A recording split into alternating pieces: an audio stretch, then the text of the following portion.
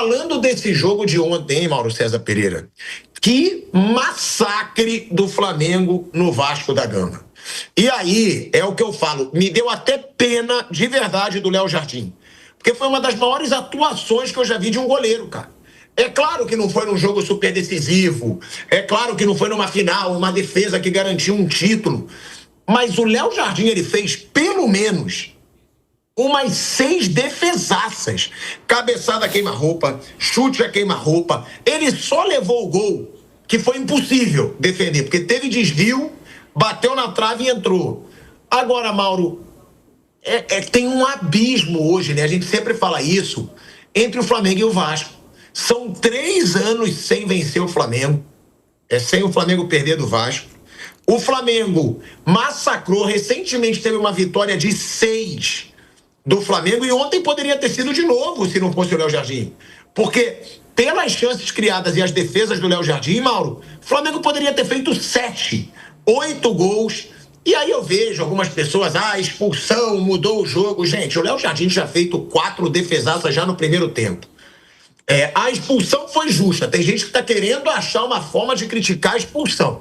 O cara pisa na panturrilha do Carrascal, o Barros, fora do lance. Não dá, né, Mauro, para questionar alguma coisa dessa vitória. Foi até, eu não vou dizer humilhante, porque o placar foi 1-0, mas foi um massacre do Flamengo. É muito constrangedor alguém ficar tentando discutir arbitragem num jogo desse, né? Aliás, o Barros foi muito tolo, né? Porque se ele quisesse parar a jogada, dava um totozinho ali no Carrascal, né? E faria falta. Ele foi na panturrilha. O juiz estava do lado, o árbitro ali, acabou tomando um cartão desnecessário, com 5 minutos de jogo. Acho que a bronca tem que ser com o jogador do Vasco, né? A bronca do Vasco. O Vasco foi totalmente dominado, uma atuação péssima, muito ruim.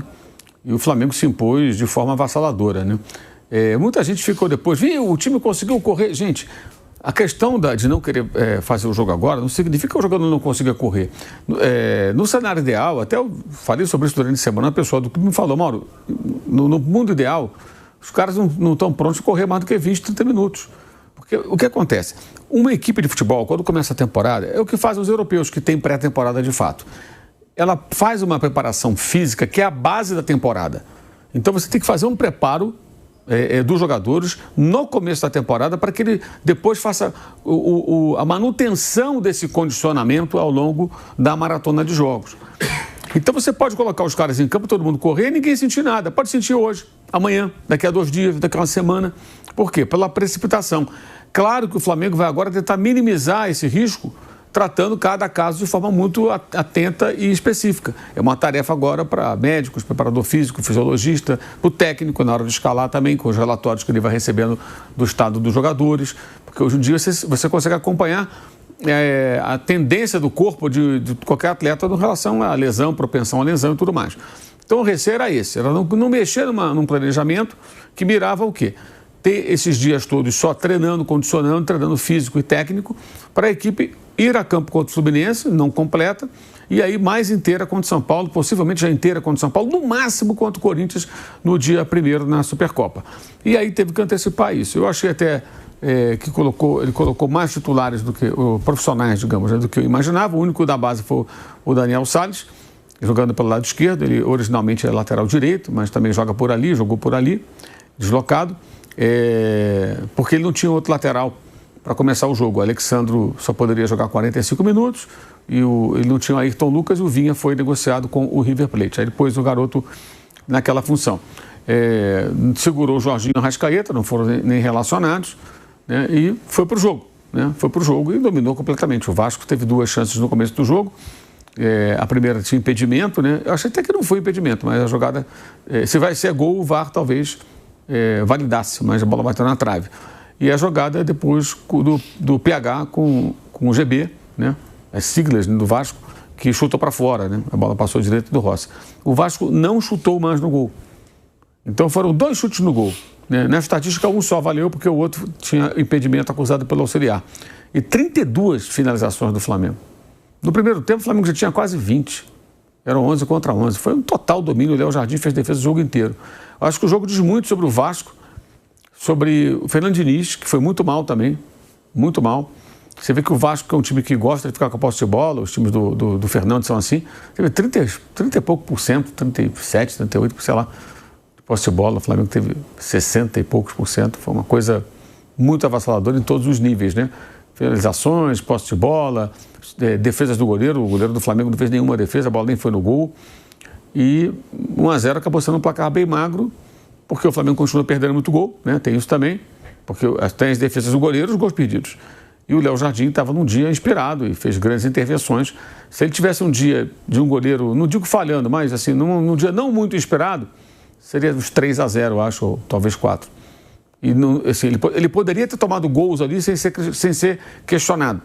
Sabe, aquela bola quente, você fala, não, defesa difícil, o goleiro poderia fazer, mas se defende é uma grande defesa. Fez várias defesas difíceis. Foram 10 defesas, umas 5 difíceis, eu calculo, 4, 5 difíceis.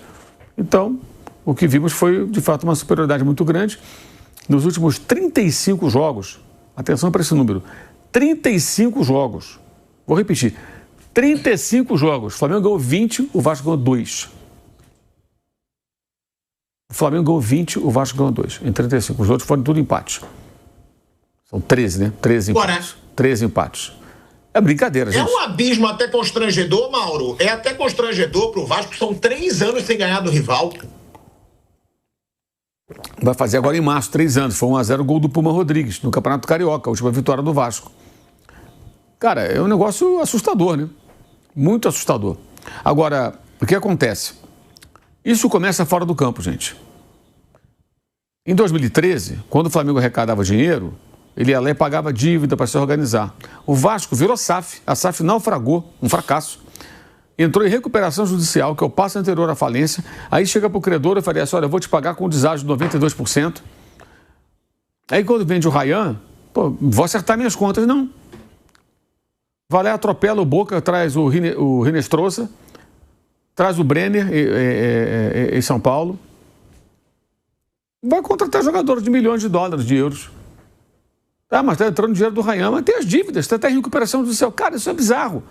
Então o Vasco não está se organizando. O Vasco não está fazendo nada para mudar isso. Vai trazer mais alguns jogadores, fortalece um pouco mais o elenco, como fez no ano passado, mas vai continuar muito longe do seu grande rival e de outros times mais bem preparados na parte financeira, administrativa e, consequentemente, em campo. É isso. Vai continuar longe. Pode ganhar um joguinho aqui, ficar mais não sei quanto sem ganhar. Essa é a realidade. Isso que a gente está falando não é uma opinião, é uma constatação, é só você olhar. Eu acho que fala-se muito pouco sobre isso, sabe? A gente fala muito do Corinthians, a dívida do Corinthians, a dívida de São Paulo, e a dívida do Vasco é colossal, gente. 1,4 bilhão, alguma coisa assim. E detalhe, existe hoje na mão de clubes brasileiros o Coringa, né? Fosse um jogo de cartas, tem um Coringa, o Coringa da SAF. Ah, se tudo for mal, vira o SAF. Jogo na mesa aqui, vira SAF. E aí seja o que Deus quiser, né? Tem SAFs e SAFs, né? O Vasco, até esse Coringa já foi queimado. Não tem. Não tem. Caramba, cara. Aí o Vasco entra em recuperação judicial, que é um recurso para você se reestruturar. Ontem até eu vi, foi engraçado, o camarada mandou assim para mim uma mensagem na live. Não, mas uma empresa em recuperação judicial pode contratar funcionários, até continuar funcionando. Sim, mas no futebol, esse funcionário bonitão custa 5 milhões de dólares. Você não contrata um jogador e um funcionário, sei lá, um office boy, um gerente, uma secretária, um segurança. Você não contrata um funcionário para uma empresa e paga 5 milhões de dólares para tê-lo. Você paga o salário do cara, que muitas vezes é bem pequeno, não é isso? Agora, no futebol, para trazer um jogador, é como se essa empresa em recuperação judicial, o dono comprasse um iate. Não, mas o iate não joga, não é necessário o jogador. Ah, o jogador é necessário? Não é necessário. Você não pode ter, você não tem dinheiro. Você tem dinheiro, mas tem dívida. Então você não deveria ter esse jogador, você vai ter os jogadores que você pode pagar. Comparação esdrúxula, quer dizer, o futebol tem peculiaridades. Então, essa fase do Vasco se explica de fora do campo para dentro, cara. É muito claro. Um dos executivos da 777, quando ela desembarcou aqui no Brasil, após uma derrota do Flamengo para o Vasco no Campeonato do Rio de Janeiro, virou e falou o seguinte: é a última vez que os dois times se enfrentam com essa disparidade técnica. Ou seja, ali embutida uma promessa, contrataremos jogadores tão bons que em alguns meses, dentro de no máximo um ano, teremos aqui jogadores para enfrentar o Flamengo. É mentira. Isso não aconteceu. E também você não monta em um ano um time. O time que o Palmeiras tem, que o Flamengo tem, são times que foram sendo formados ao longo das temporadas. Você contrata tantos aqui, outros ali, mais outro, vai chegando, né? Uns vão saindo, vão chegando e está sempre mudando. E isso nunca aconteceu. E o Vasco contratou vários jogadores quando virou SAF, mas nada deu certo. Nada deu certo e agora poderia pegar o dinheiro do Ryan e começar a pagar a conta, arrumar a casa, ter um time mais... Ia perder do mesmo jeito do Flamengo. Contratou um monte de jogador no passado, continua sem ganhar do Flamengo. E foi a final da Copa do Brasil, batendo pênalti aqui e ali, né, avançando aos trancos e barrancos, e nos pênaltis foi eliminado. Foi derrotado na final. E no campo, aliás, foi derrotado na final pelo Corinthians e acabou perdendo o título da Copa do Brasil. Né? Não ganhou. E se ganhasse também, o que ia mudar? Ganhou um título ali, comemora aquele título, mas os problemas continuam gigantescos, enormes. Então, assim, isso vem de fora do campo, sabe? É incrível alguém não querer olhar para isso. É como se fosse o seguinte, você pega, é um raio-x da realidade. Está ali, ó. Gente, 35 jogos, 20 derrotas e 2 vitórias contra o seu maior rival. Olha, no mundo, sei lá, só Torino e Juventus talvez tenha aí uma disparidade dessa. Sei lá, tem que pesquisar bastante para encontrar 2 rivais que tenham... Eu acho que Torino e Juventus há muito tempo nem é uma rivalidade assim, né? A Juventus rivaliza mais com os Barcelona e Espanhol, Mauro, talvez. Mas não é um rival, né? É o grande da cidade e o pequeno médio da cidade. Estou falando 2 grandes, que o Torino já foi um grande na Itália, né? Já foi um time dominante, mas muito lá atrás, no passado, né? Pô, você pegou o rival do Chelsea, é o Fulham, mas é menor. O Fulham é rival do Chelsea, o Chelsea não é rival do Fulham, é uma coisa ao contrário. Estou falando de assim, 2 rivais. Como se fosse Inter e Milan, sabe? Fosse Lazio e Roma, como se fosse Liverpool e Manchester United, não o City. O City é depois. Os rivais eram Liverpool e Manchester United, cidades próximas ali e tal. Sabe? Grandes rivais de verdade, né? Que se enfrentam ali duramente. Cara, difícil encontrar River e Boca, né? Raça Independente. Na Argentina tem vários duelos assim. Pega Cruzeiro e Atlético. Pega os clássicos de São Paulo, Palmeiras, Corinthians, São Paulo, Santos, se enfrentando. Acho que nenhum deles você vai encontrar um negócio de 35 jogos, um time ganhou 20 e outro ganhou 2. Tem que pesquisar, vai ser difícil achar algo parecido. Sério, você vai ter domínio de um, de outro, mas dessa maneira, cara, é um negócio... Isso se explica de fora do campo, sabe? O vascaíno tem que olhar para isso, cara. Tem que olhar, o que acontece? É isso, e vai continuar desse jeito. Alguém acha que o Brenner e o Rinestrosa vão mudar tudo? Pode melhorar o time ali, pode ganhar um jogo, pode até quebrar essa série no próximo encontro entre os 2 times, mas a distância que se vê em campo vai continuar, infelizmente, para o Vasco. Se você olhar, né, Mauro, até dentro disso que você estava falando, pegando São Paulo como exemplo, nos últimos anos, ano passado, o Corinthians ganhou do Palmeiras uma final e eliminou. Sim. O São Paulo recentemente ganhou final do Palmeiras, Sim. Eliminou 2 anos seguidos o Palmeiras na Copa do Brasil. O próprio Santos, ano passado, foi no ano que o Santos caiu, ele ganhou do Palmeiras um jogo no Campeonato Brasileiro. Não tem essa diferença no confronto direto como essa de Flamengo e Vasco. Comparou o Fluminense. O Fluminense ganhou do Flamengo, perto do Flamengo. Ganhou o campeonato. Ganhou 2 campeonatos cariocas em cima do Flamengo. Ano passado venceu o Flamengo do Brasileiro. O Fluminense enfrenta o Flamengo. Né? Teve um momento que ele estava com mais vitórias, depois ficou com mais derrotas. O Botafogo virou SAF também, que nem o Vasco. O Botafogo enfrenta o Flamengo. Perde, ganha e tal. Né? Ganha no Maracanã. Às vezes até vinha acontecendo assim, de ganhar no Maracanã e perder no Engenhão. Né? Mas está lá, joga com o Flamengo, enfrenta. O Vasco perde. Perde. Vou repetir o número, gente. 35 jogos, 20 derrotas, 2 vitórias. Pesquisem um clássico de 2 times grandes do seu país, na sua região, grandes, 2 grandes, rivais que têm uma disparidade dessa num passado de 30, 40 jogos. É muito difícil, acho que talvez não tenha no mundo inteiro. E quem fala muito sobre isso, né, Flávio, aí eu tenho que ser justo, você fala muito sobre isso aqui. Eu até discordo que você fala, tem rivalidade que nem existe mais. Só que você acaba ganhando muita razão quando o Mauro traz um número como esse. Né? De 35 jogos, 2 vitórias do Vasco. É isso, Mauro? 35, 2 vitórias e 20 derrotas. 3 empates. De 35 jogos, o Vasco só ganhou 2 do Flamengo. E você fala muito isso, Flávio, que tem time que se apequena, que nem é mais rivalidade. E isso ganha uma força. Porque o Vasco perdeu, olha aí, ó, tá aí, ó, 35 jogos, 20 vitórias do Flamengo, 13 empates, 2 vitórias do Vasco. Gols do Flamengo, 55. Gols do Vasco, 25. Mais que o dobro. 69% de aproveitamento. Isso aí é muito constrangedor. E eu falo, se o torcedor do Vasco ficar chateado, é burrice, porque o torcedor do Vasco tem que estar constrangido e puto com isso. Porque não é só essa diferença que a gente está falando. A gente está falando de um confronto que o Flamengo, em 2024, ganhou do Vasco de 6-1. E ontem era para ser 7 ou 8-1, se não fosse a atuação milagrosa do Léo Jardim. Eu até acho, já critiquei muito as finalizações do Flamengo, mas ontem eu acho que foi mais mérito do goleiro. Pô, a finalização do Plata no segundo tempo, ela foi uma baita finalização, um chute a queima-roupa. Ele pega, ele estica a mão e joga a bola pro alto. Teve a finalização também do Bruno Henrique, cabeceou certinho pro chão. Ele pega a bola no kick, o chute do Lino no ângulo ali perto, e ele pega. Foi uma atuação de gala do Léo Jardim. Então, Flávio, não são só esses números, é que são derrotas humilhantes, pô. 6-1, ontem o Léo Jardim fazendo milagre, era para ser goleada de novo. Isso reforça o seu argumento, né, Flávio? De que tem rivalidades que estão se acabando.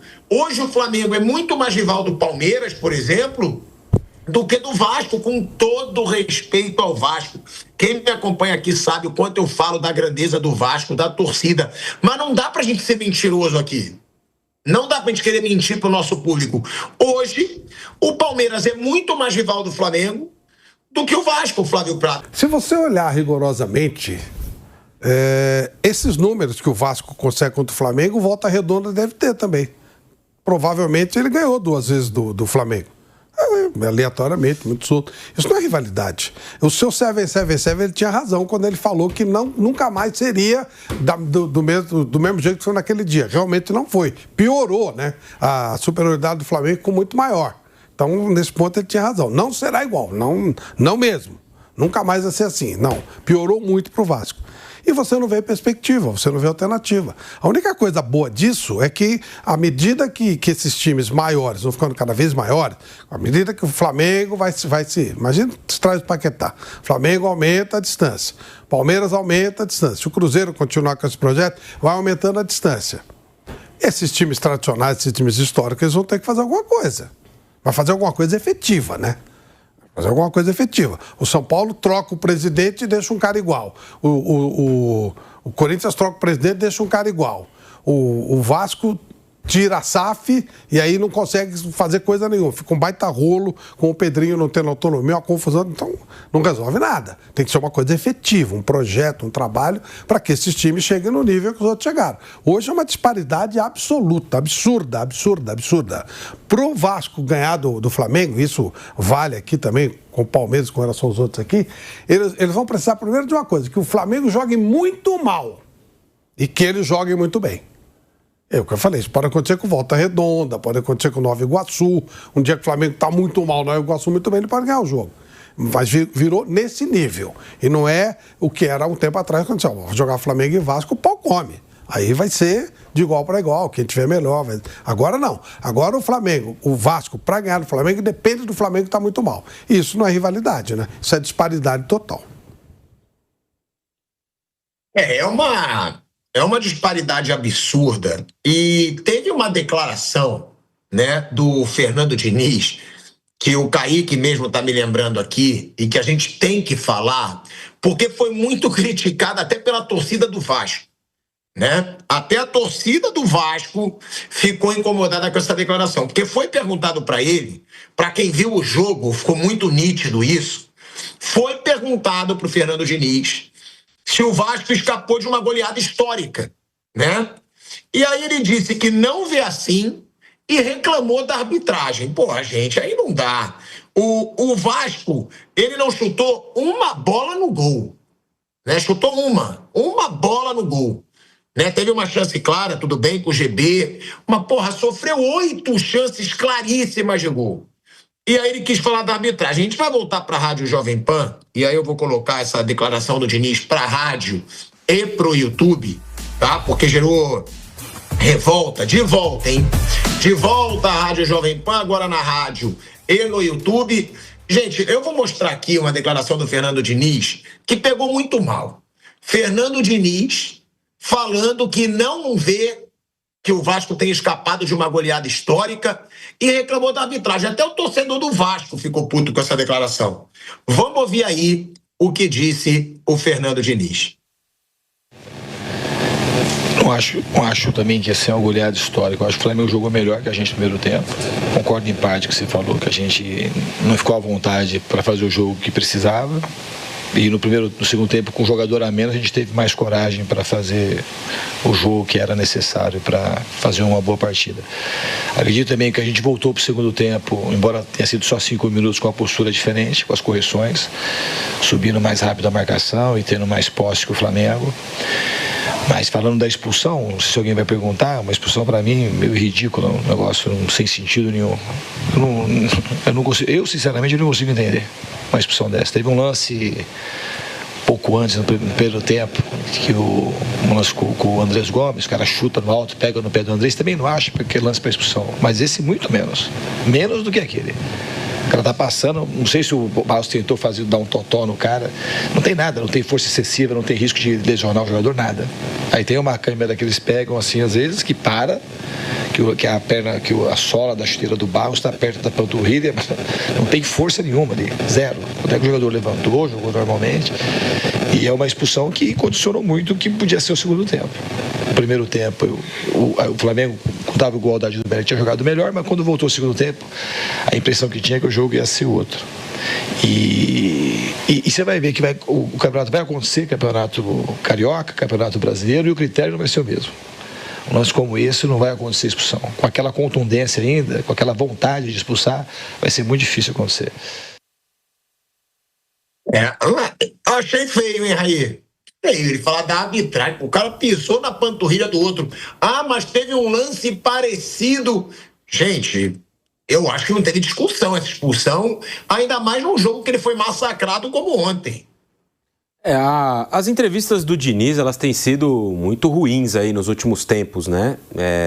Explicações que muitas vezes não fazem muito sentido, leitura do jogo muito diferente daquilo que o jogo está mostrando. Ele até falou ali da superioridade do Flamengo e tal, mas assim, não fosse o Léo Jardim, como você citou no início, teria sido uma goleada. O Léo Jardim fez 5 grandes defesas no primeiro tempo, 5, quando o jogo estava 0-0. Depois que o Flamengo abre o placar, tem mais uma do Samuel Lino, que ele faz uma bela defesa, e tem uma outra finalização que eu não vou me lembrar de quem foi, de fora da área, que ele também faz uma defesa no canto difícil ali, evitando um gol. Falando de 7 grandes defesas, acho que foram 11 no total no jogo, 11, 12, algo assim, e 7 ele grandes... Ele fez uma defesaça na do Plata, o Raí. O Plata dá uma finalização que ele pega muito bem ali no segundo tempo também. Então, 7, 8 grandes defesas, além do gol sofrido. O jogo poderia ter sido 4, 5-0 para o Flamengo fácil. E acho que o Diniz deveria se fixar mais nos problemas que o time dele tem tido já há bastante tempo e oscilações, do que essas outras questões mais marginais, né? Como arbitragem, era para expulsar, não era, o critério é esse, não é.